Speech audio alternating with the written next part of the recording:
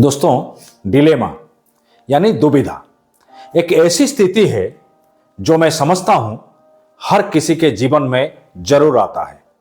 दो या अधिक वस्तुओं में से एक का चयन करने की कठिन स्थिति को दुविधा कहते हैं। हम जीवन में बार बार दुविधा में फंसते हैं। पढ़ाई में ये कोर्स करें या वो, गाड़ी कौन सी खरीदें, कलर क्या लें, घर कहां पर खरीदें, ड्रेस क्या पहने, ऐसे कई दुविधा हैं जहां हमें किसी एक का चॉइस करना पड़ता है। लेकिन इसमें एक खास बात यह है कि हमें जो भी चॉइस करना होता है वो सही समय पर करना होता है, नहीं तो हमें नुकसान उठाना पड़ सकता है। एक छोटी सी कहानी दो दोस्तों की। बहुत समय पहले की बात है। दोनों दोस्तों को एक बहुत बड़े खजाने का नक्शा मिला। खजाना किसी रेगिस्तान के बीचों बीच था। दोनों ने उस खजाने तक पहुंचने के लिए प्लानिंग करना शुरू की। उन्हें पता था कि खजाने तक पहुंचने के लिए बहुत लंबा समय लगेगा। रास्ते में भूख प्यास से मर जाने का भी खतरा था। उन्हें लग रहा था कि इस काम में और मैन पावर की जरूरत थी, लेकिन उन्हें यह भी लग रहा था कि ऐसे कामों में किसी पर भरोसा किया जाए या नहीं।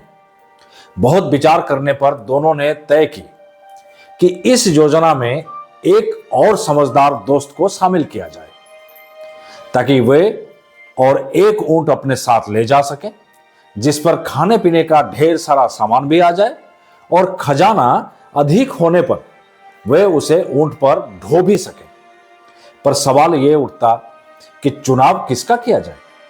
सारे दोस्तों के बारे में डिस्कशन करने के बाद सलीम और मुर्शिद को चुना गया। दोनों हर तरह से बिल्कुल उनके काम के लिए फिट थे, पर यह कहना मुश्किल था कि दोनों में अधिक बुद्धिमान कौन है।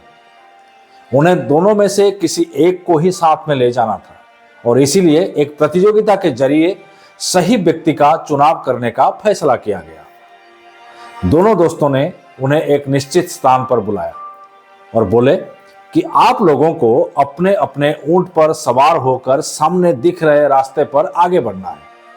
कुछ दूर जाने के बाद यह रास्ता दो अलग अलग रास्तों में बंट जाता है, एक सही और एक गलत।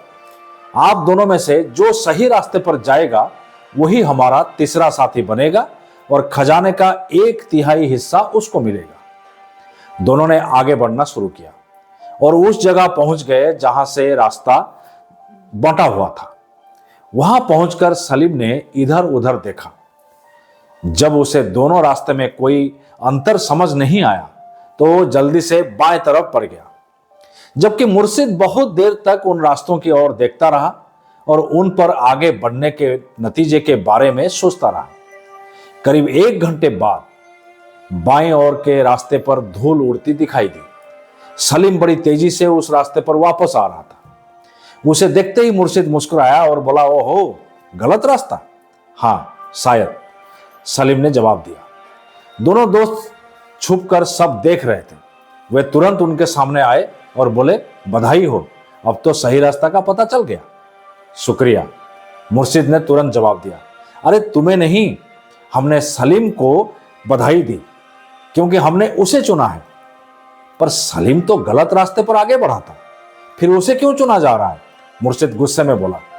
क्योंकि उसने ये पता लगा लिया कि गलत रास्ता कौन सा है और अब वो सही रास्ते पर आगे जा सकता है, जबकि तुमने पूरा वक्त बस एक जगह बैठकर यही सोचने में गवा दिया कि कौन सा सही रास्ता है और कौन सा गलत। समझदारी किसी चीज के बारे में जरूरत से ज्यादा सोचने में नहीं, बल्कि एक समय के बाद उस पर काम करना और तजुर्बों से सीख लेने में है। फ्रेंड्स, हमारी लाइफ में भी कभी ना कभी ऐसा पॉइंट आता है जहां हम डिसाइड नहीं कर पाते कि कौन सा रास्ता सही है और कौन सा गलत। और ऐसे में बहुत से लोग बस सोच विचार करने में अपना काफी समय बर्बाद कर देते हैं, जबकि जरूरत इस बात की है कि चीजों को ओवर एनालाइज करने की बजाय सलीम की तरह अपने ऑप्शंस को केयरफुली कंसीडर करते हुए एक्शन लिया जाए और अपने एक्सपीरियंस के आधार पर आगे बढ़ा जाए। दोस्तों, उम्मीद है कि आज की ये सीख भरी कहानी आपको जरूर पसंद आई होगी। तो लाइक करें, शेयर करें, सब्सक्राइब करें YouTube channel BK the story teller और फॉलो करें Facebook page BK the story teller. दोस्तों फिर वही बात कहना चाहूंगा कि आप जैसा कोई नहीं, आप किसी से कम नहीं। अगर खुद पर है भरोसा तो जरूर पूरी होगी मन की आशा। हर हफ्ते आप सुन सकते हैं एक नई कहानी। तब तक के लिए स्वस्थ रहें। धन्यवाद।